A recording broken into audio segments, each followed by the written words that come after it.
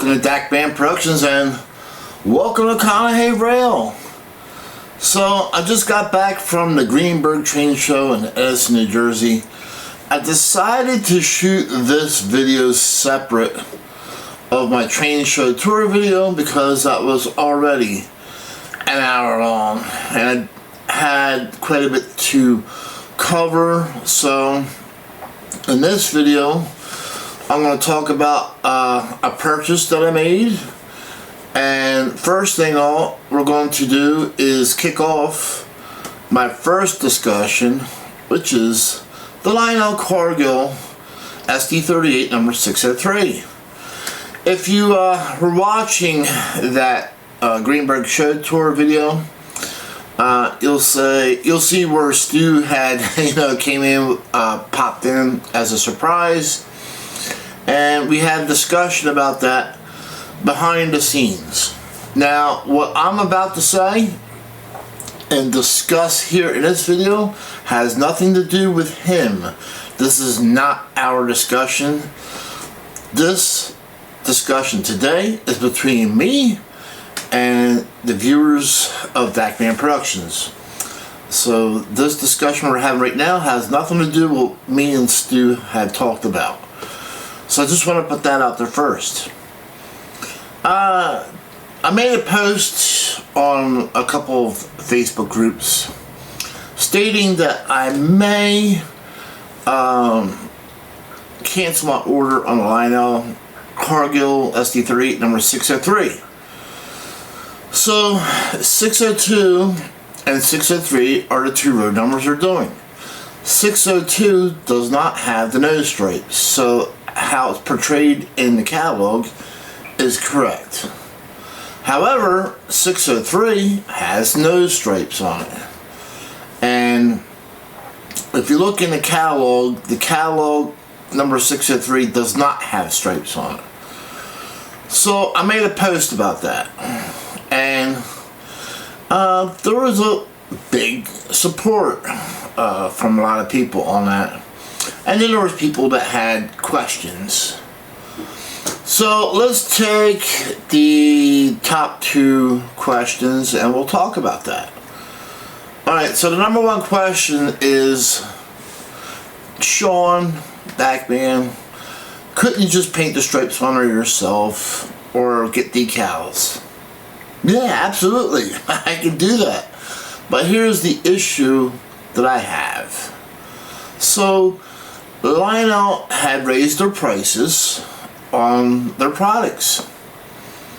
I didn't complain about that. I'm willing to pay the price. That's cool. Want to raise the price up? Alright, I see something I want, I'll buy it if I can afford it. If not, then I'll pass. But none of my posts anywhere will you see where I complain about pricing.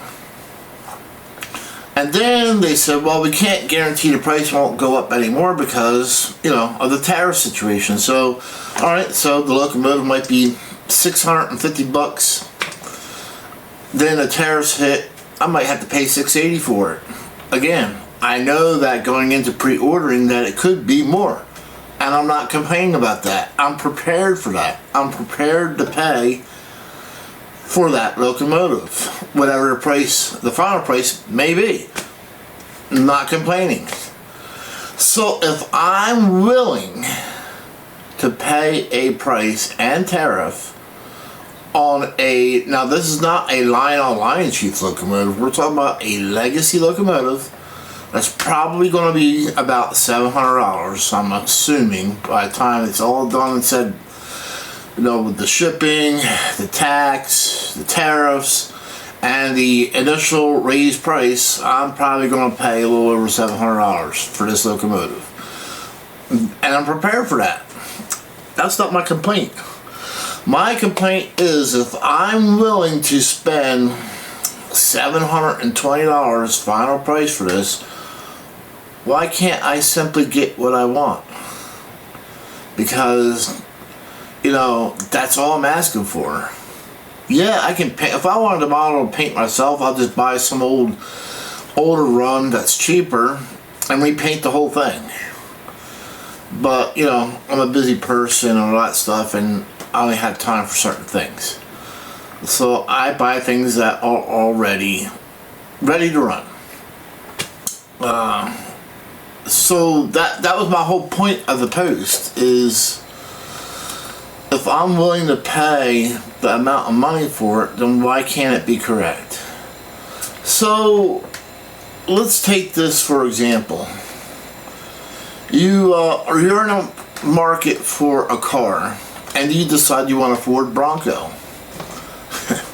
And you go into a Ford Bronco dealer, and the salesman's, yeah, I got 4 of them, I'll show them to you. And he shows you these 4 Ford Broncos, and they're all in primer. Not one of them is painted. And you look at them and you're like, well, where's the paint? Well, what's the big deal? You can always paint them. If you can't paint them, you can always wrap them. And by the way, you're going to pay the same price as you would for a painted one. So I'm not trying to be smart, I'm just trying to make a point. If I'm willing to pay that price, my personal opinion, I should get what I want. That's all. That's the only point I'm making. And majority of people were supportive of that. Some of you were just merely asking a question. I had people ask me at the train show in person that same question. Hey, couldn't you just paint it? And so once I explained what I just explained here on video, they were a lot more understanding, because it's hard to make a point in a post. It really is. You're more or less better off doing it in person or on video, talking to you guys like this, and you guys be like, yeah, he's right. He's got a point. He's paying all this money. Why can't he get what he wants? So, so those people understood once I explained it all out to them. So let's take the second most popular comment that I got. What's the big deal? Why worry about it? Just get 602 instead. That's correct. Alright, so that's a twofold thing going on here, but we're going to go ahead and talk about that. So I wanted 603 specifically because of the front nose stripes. I didn't want 602. I'm not, yeah, I want a correct locomotive, but I'm not going to buy 602 because it's correct, because it doesn't have the stripes on it. So, what is the, so we'll cover, what is the big deal? Why not just get 602? Why worry about the stripes at all?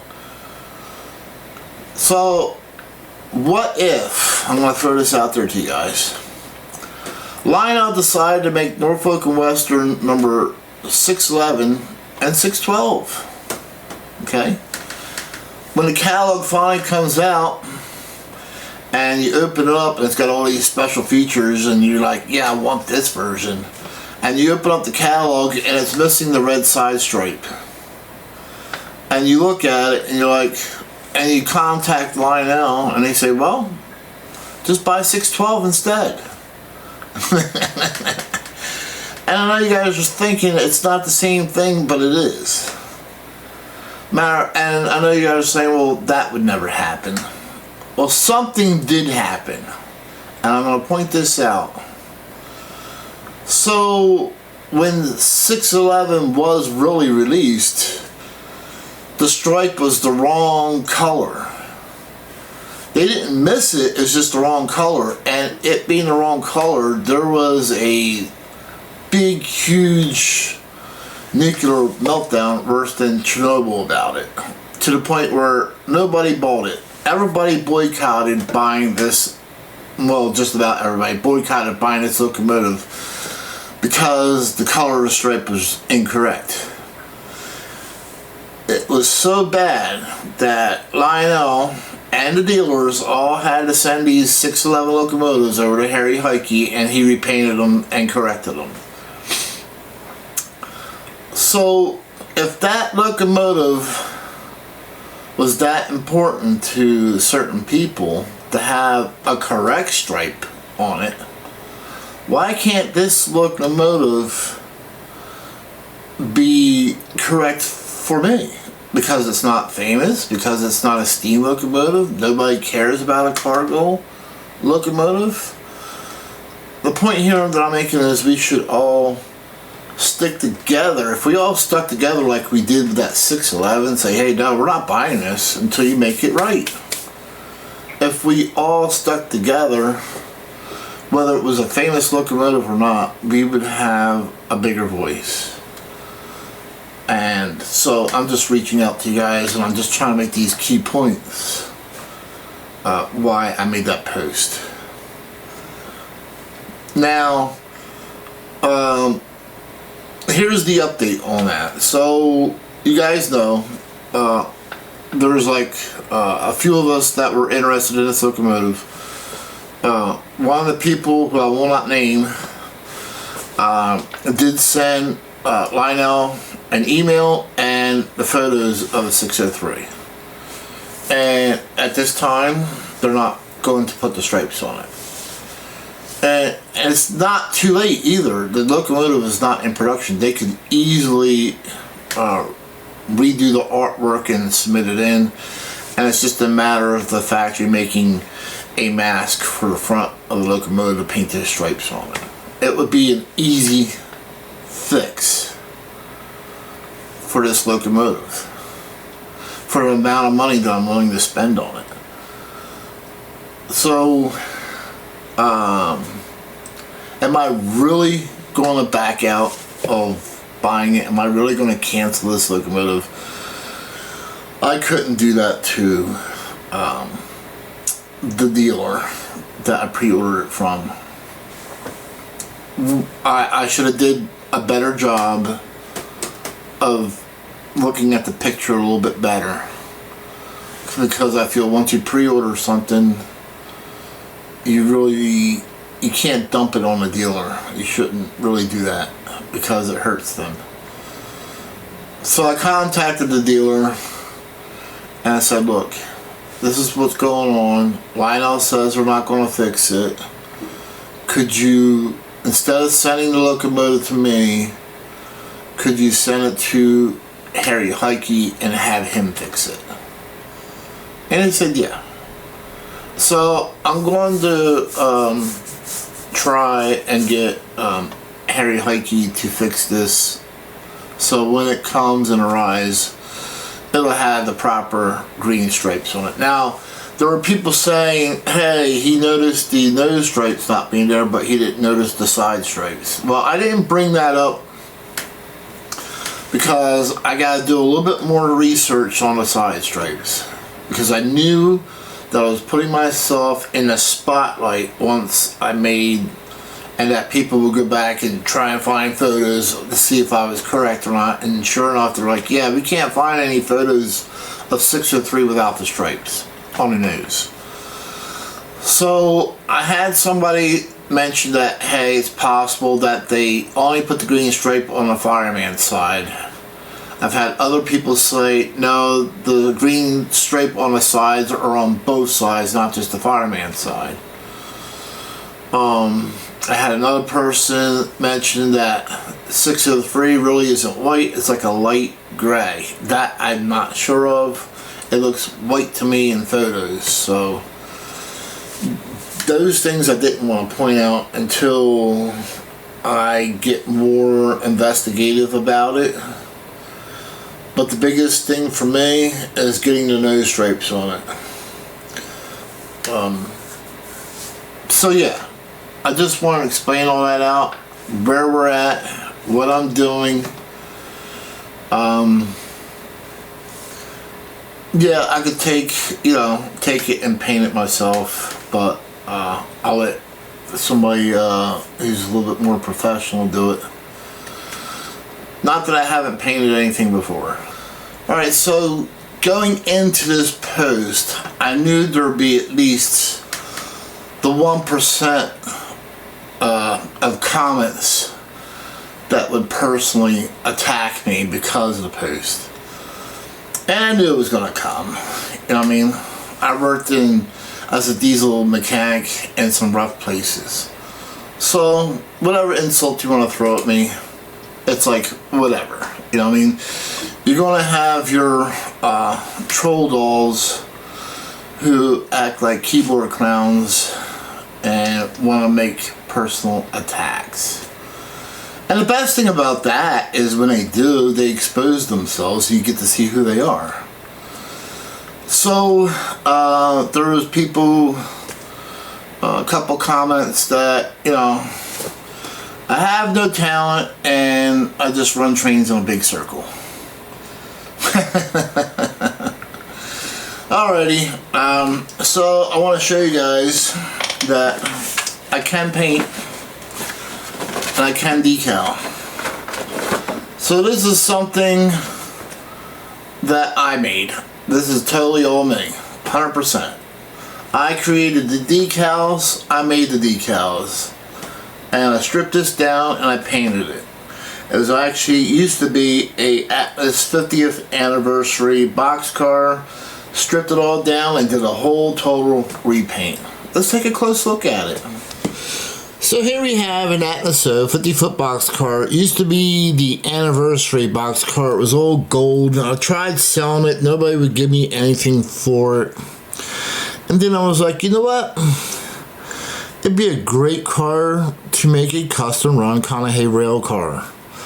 So I stripped it all down, back down to bare plastic, repainted it, striped it. These decals are all custom done by myself and applied and clear coated. So yeah, I just wanted to show you guys this car right here and how it looked and how it came out. And I'm pretty happy with it. You know, these decals right here, I created the data plate, the plate, what is that, plate C or B? I don't have my glasses on. But yeah, pretty cool piece. You can actually see the original color inside probably, but I made this Conahay Rail CRX 2015 is the year I started my layout. And moving you forward is basically a slogan that I came up with for Conahay Rail. So yeah, I just wanted to show you guys that yes, I can paint and I can decal.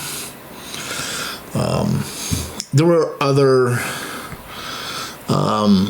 you know, personal attacks on me that I won't get into, but I just wanted to, you know, call that one out so you guys can see that yeah, I'm more than capable of doing the painting and decaling. The whole point of that post was to call Lionel out and hopefully they would do the right thing and have people support me and having them do the right thing. That was the whole point of the post. Alright, so let's move on. Did I get anything from the Greenberg Train show in Edison, New Jersey? Well, I was going through the usual dealers that are there, stopped off at Grzybowski's and seen something I was interested in, like, ooh, I really like that. So then I was like contemplating, should I buy it now or wait? And it's like, well, I'm already here, I'll save myself some shipping and just buy it from Joe Grzybowski. So I ended up getting this Central of New Jersey PS5 gondola made by Lionel. We'll get this out of the box and we'll talk about it. And some people get confused by the letters. You got a PS1, PS2, PS3, PS4, PS5. And some people are like, well, PS2, PS3, does that mean that there's MTH DCS in it? Sounds? It's like, no. So, for those who don't know much about rail cars, and this is why I like to talk about rail cars. Rail cars are like automobiles. So, in the world of automobiles, you have a manufacturer and a model. So, for example, just like I made, you have Ford Bronco. Ford is the manufacturer, Bronco is the model. Well, it's no different in the world of trains when it comes to freight cars, believe it or not. There's a make and a model. So, in this example, this is a Pullman Standard, the manufacturer, PS5. That's the model. And we'll talk about what those model designations of Pullman Standard stand for. And there's a lot of freight car manufacturers out there that have model designations. You have Greenberg, you have Trinity. There's just all kinds of different manufacturers out there that make different models of freight cars. And I could get into a whole subject about that, but we'll leave that for a different video.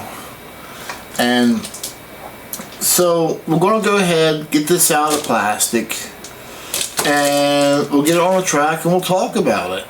Let's go. Alright, so here we have in front of us is a Pullman Standard PS5 gondola.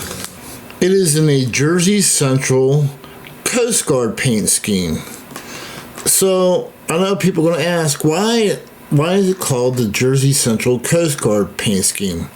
Well, because it's red, and if you look at the Jersey Central logo, see how it's on an angle?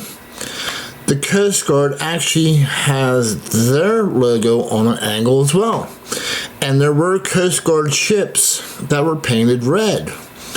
So this paint scheme was nicknamed the Coast Guard paint scheme. Now you may have noticed I mentioned that this is a Pullman Standard car. So let's talk about the Pullman Standard model numbers. So a Pullman Standard PS1 would be their boxcar model lineup. This would be the model designation for both the 40-foot and 50-foot boxcars. The PS2 stands for covered hoppers.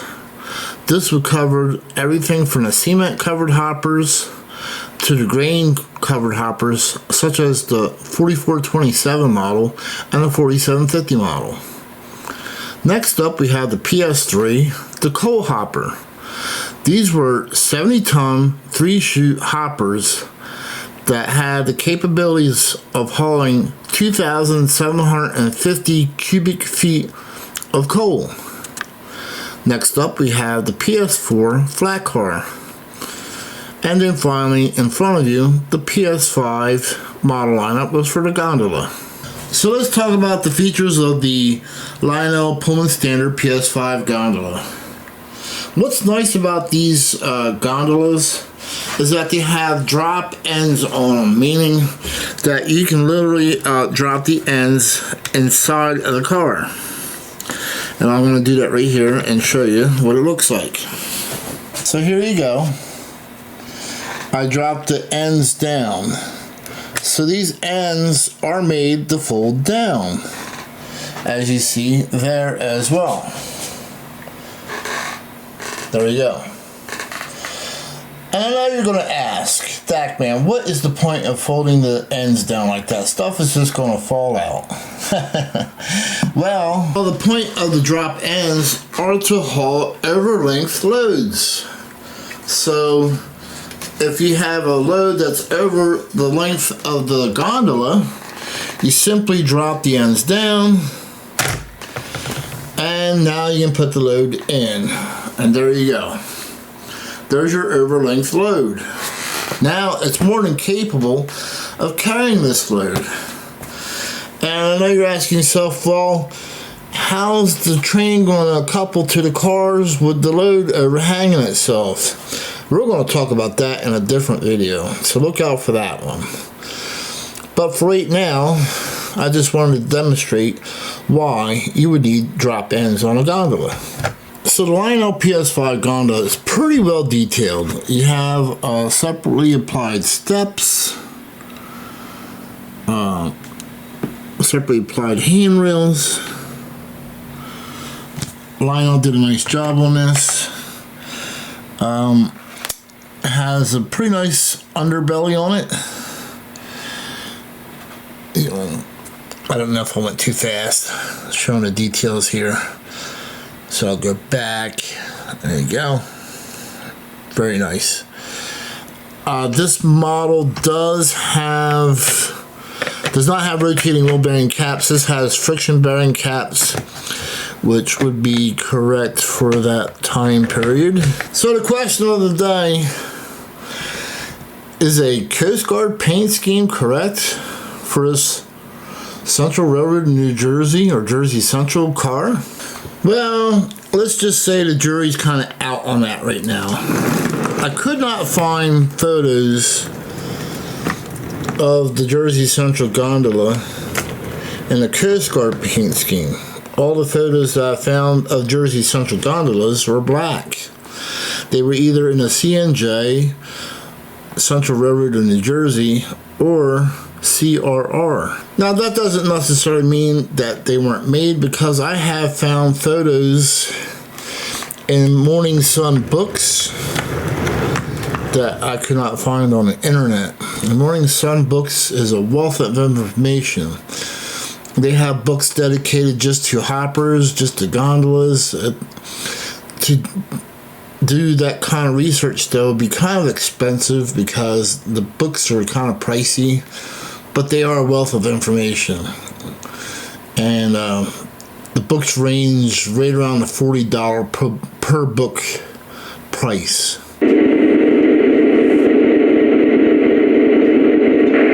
2635, and he won't be out of here for an hour and a half, 2 hours. Okay, alrighty. Back call anyways, later on.